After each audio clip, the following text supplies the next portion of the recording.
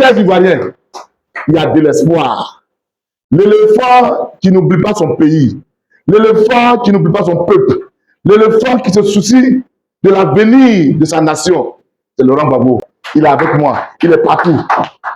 Mobilisons-nous autour de lui pour que 2025, là, nous nous donnons sa coupe.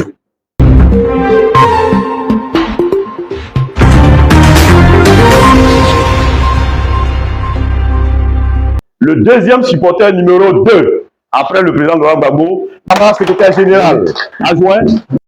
Chers invités, nous sommes à la fin de notre jeu.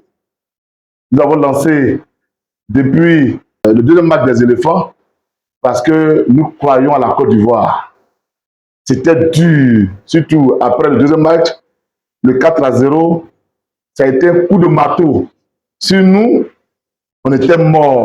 Et subitement, celui qui était mort, troisième jour ressuscité, subitement, le revenant, on est la mort déjà, donc il ne peut plus mourir encore.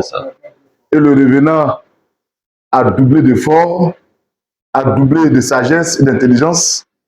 Et le revenant, qui est l'éléphant joueur, a remporté la coupe. Je voudrais féliciter les Ivoiriens. À travers cette CAN, nous avons vu un peuple mobilisé pour son pays. À travers cette CAN, nous avons vu un pays debout. On ne savait pas qui était PPACI, qui était RHDP, qui était PDCI, mais tout le monde parlait éléphant, tout le monde priait pour que la CAN reste chez nous. C'est dans cette optique que nous, jeunes politiciens ivoiriens, d'Abobo, on a eu l'idée de prier pour les éléphants. Et cette prière pour nous, c'était quoi?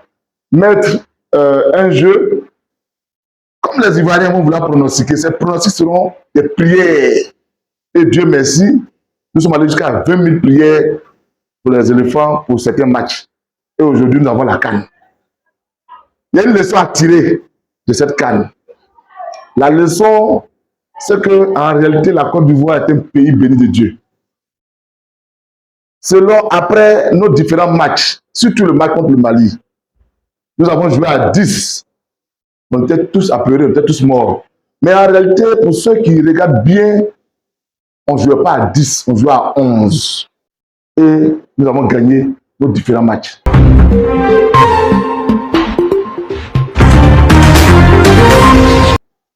Je voudrais profiter de ce micro pour parler aux Ivoiriens. Hier, mon mentor, Laurent Gbagbo, on l'avait montré comme quelqu'un où là où il parle, on ne revient plus. Il était présenté comme un mort en griffe et il a été ressuscité. De la même manière, les éléphants joueurs ressuscités ont pris la coupe. De la même manière, mon mentor, le premier éléphant, lui, le premier éléphant, le président Laurent Gbagbo, l'éléphant politicien va remporter la coupe des élections présidentielles 2025. Je voudrais parler aux Ivoiriens. Vous avez été surpris de la victoire, de la qualification jusqu'à la CAN, jusqu'à remporter la CAN.